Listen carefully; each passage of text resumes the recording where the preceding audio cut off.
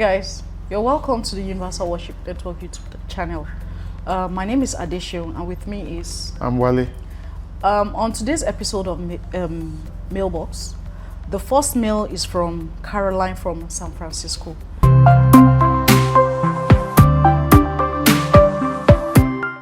Caroline said, I think my boyfriend is a married man. Dear Mailbox team, I found out my boyfriend was married, and when I confronted him, he said he was no longer married. However, from the little investigation I made, the timeline doesn't correlate. My gut tells me Kelvin is still married and is lying about it. Do I follow my intuition or just trust his word and not destroy my relationship? Okay, so I mean, the conversation is quite interesting. Right. If you would lie about a thing, I would really want to find out, are there more things, in the process? Now, if it's a deal breaker for you, it's clear you already know what you want to do, which is the fact that, so if you actually find out what is lying about, is there a reason why he's lying about those things? Right. All right, and does he want to come out, to say, because usually when people lie about certain situation, is either they fear the consequence of the final result of why they are lying, or there are more things that they are lying about, or are they pathological liars? All right. Now, one of the things we've come to understand is that there is what they call forgiveness along the lines of our lives in general.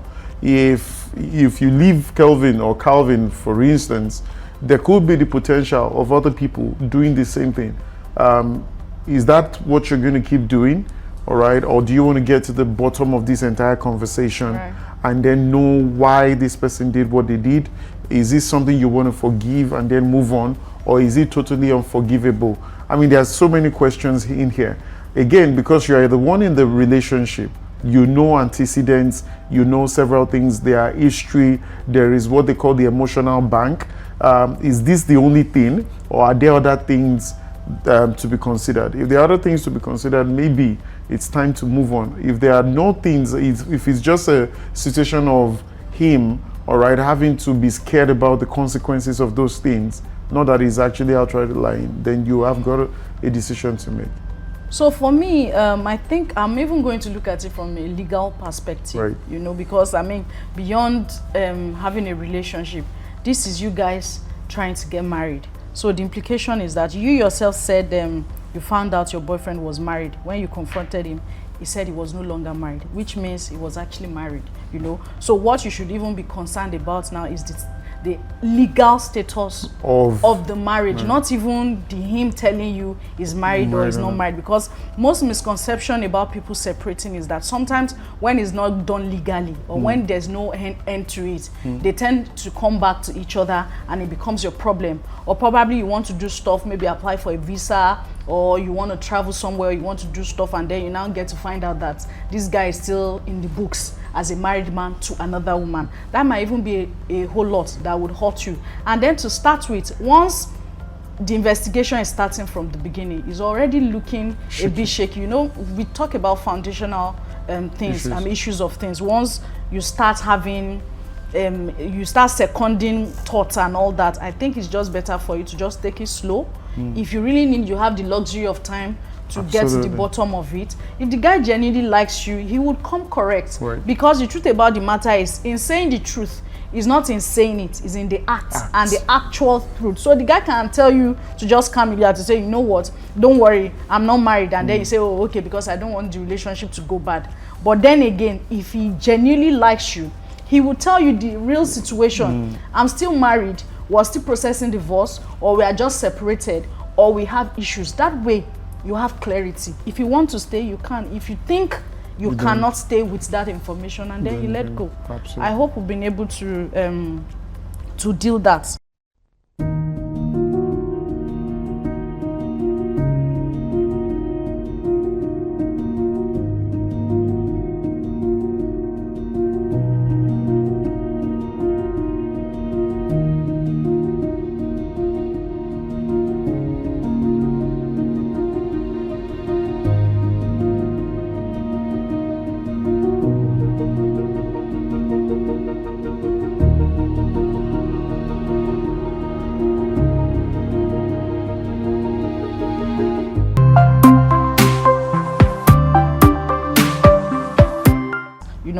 So the second mail is from Lucky. Lucky's from Birmingham.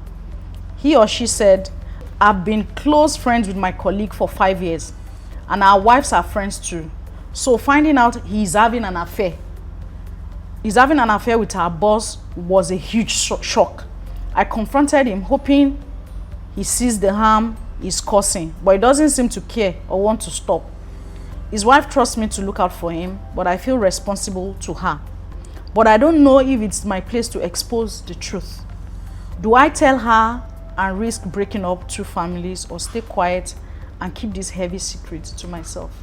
One of the first conversations we've got to confront all of ourselves with is that, what are the consequences of you doing what you think is right and what is true? Because the truth about the matter is that if you eventually confront this person on this subject to say that, okay, yes, let's say for instance, he's having an affair, you confront your wife or his wife about this subject matter, what is the end goal?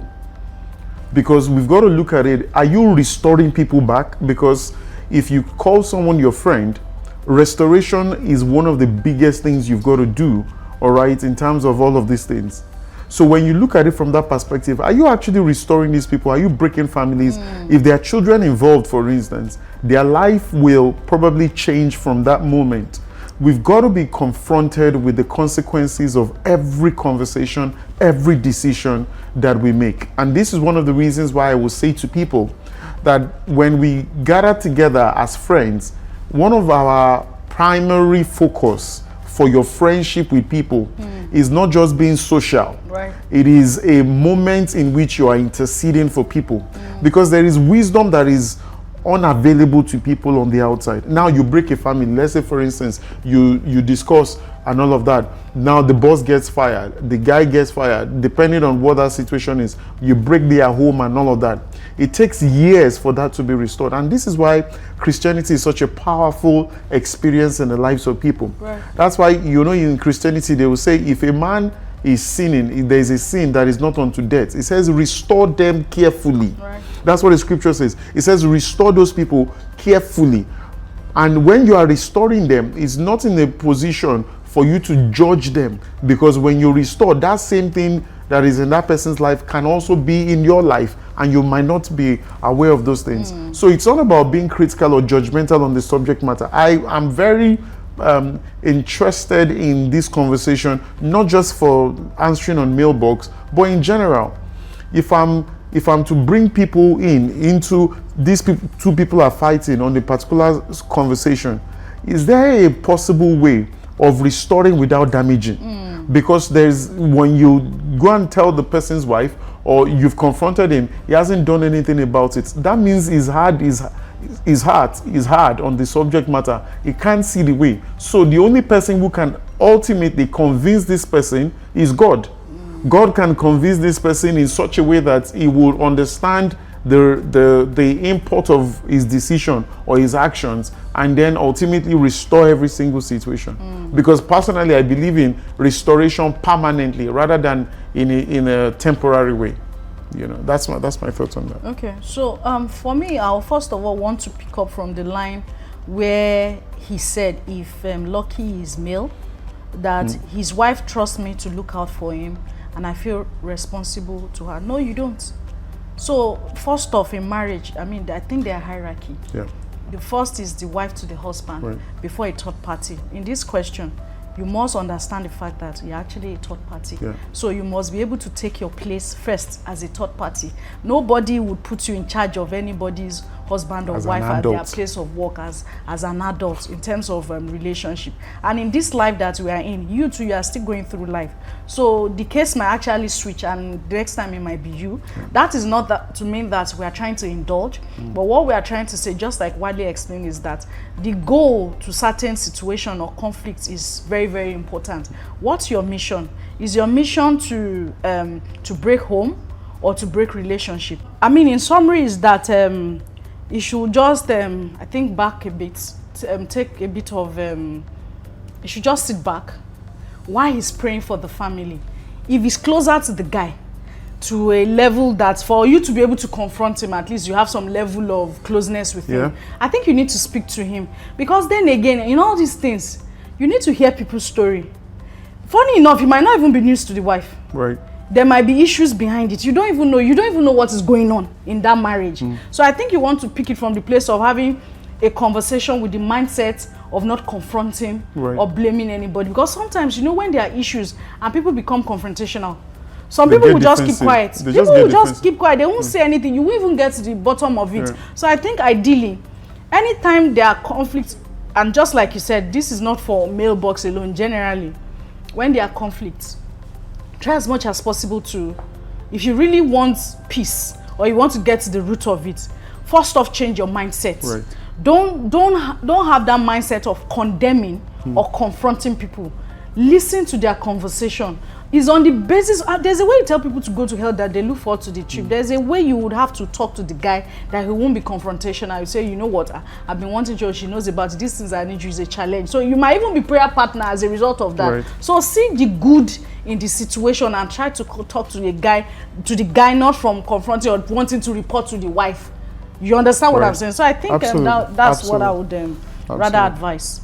Hope that helps you. Yeah.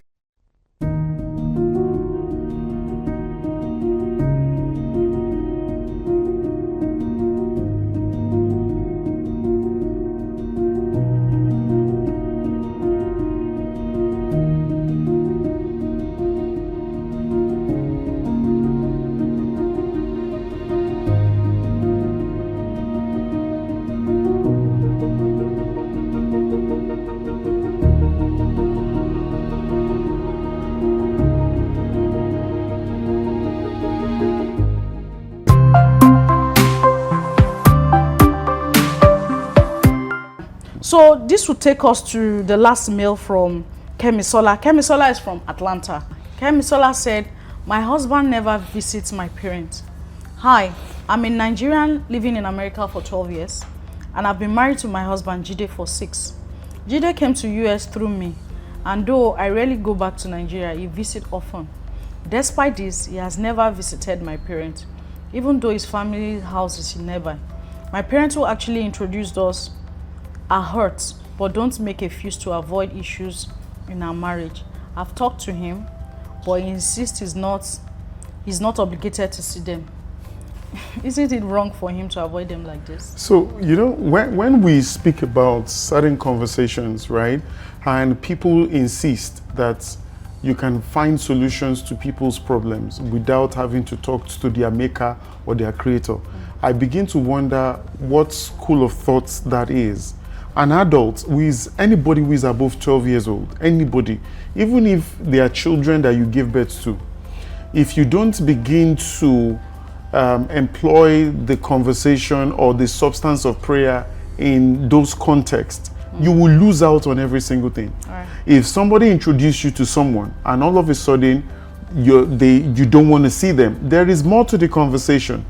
All right, there's more to the conversation than meets the eye. You go to Nigeria often. Why would you not want to see your own in-laws? There must be a deeper conversation. Now, what God does in our lives is to expose the secrets behind the dealings and the doings of people behind the scene, to know essentially why. If you've asked him and he's not willing to give up the reason why he's doing that, this is why people see visions. This is why people dream dreams. Right. This is why you know what happens before they happen. Sometimes you are in a place of work, for instance, and you really don't know why things are happening the way they happen. When you go into the place of prayer, people think it's just reporting. Prayer is not reporting. Prayer is also God talking to you.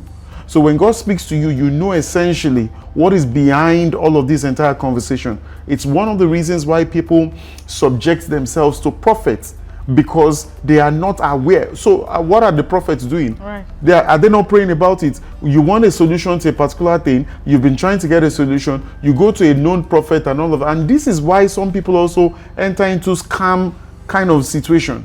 So it's important to learn to listen to God, hear God about subject matter and all of that. So when this lady now, who is having this particular situation, now you are turning between your own parents and your own husband. Right. You love both of them. How else do you want to solve this particular situation without the conversation of the spiritual, you know, context in it? Right. So my advice again is this: learn to hear God, learn to pray, and learn to know how to do. And let me give you an example. Sometimes if you pray to God about this particular matter, for instance, God will give you a question to ask him that will trigger the answer. Yes.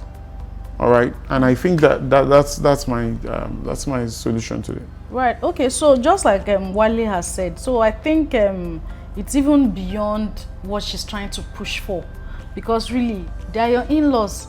Ideally, there shouldn't be conflict. Right. So for conflict to exist, it means that there are actually some other fundamental problems which you actually need to deal with, even as the wife.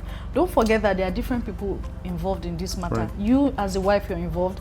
The in-laws are involved, and I'm sure every other party too may be involved. So trying to deal it from somebody visiting somebody or somebody not visiting somebody might really not even be the issue. And then you're being, I don't know, you want them to give glory to you because you helped somebody to America. I don't think that conversation should actually be coming in the first place. So for it will show you that there are actually underlying conversations that we are really not even aware, addressing, or that she's not even telling us, because I'm sure for your husband to be in America, it was something you wanted. It was something you were happy about. No, that he now came and is now an issue, and then the issue is now having other ripple effect, means that there are chains of issues that are existing. Then again, we would say prayer is fundamental. Right.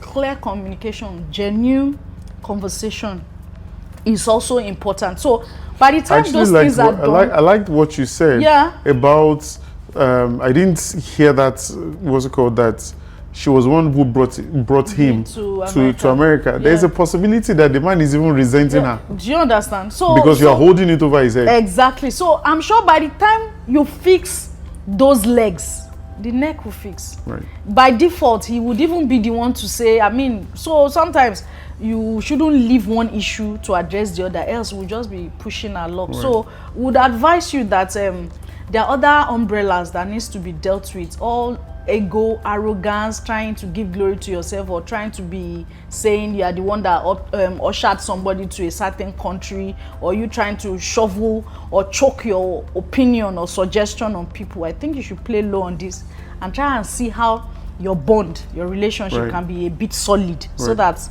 we can fix every other thing.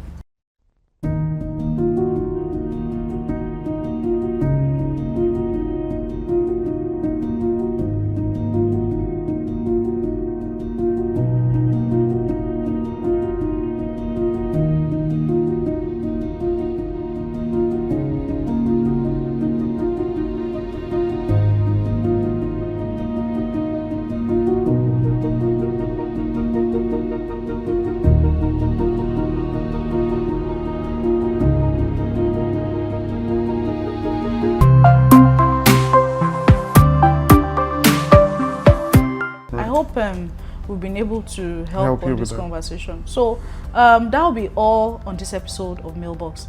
Till next time, my name is Adesha.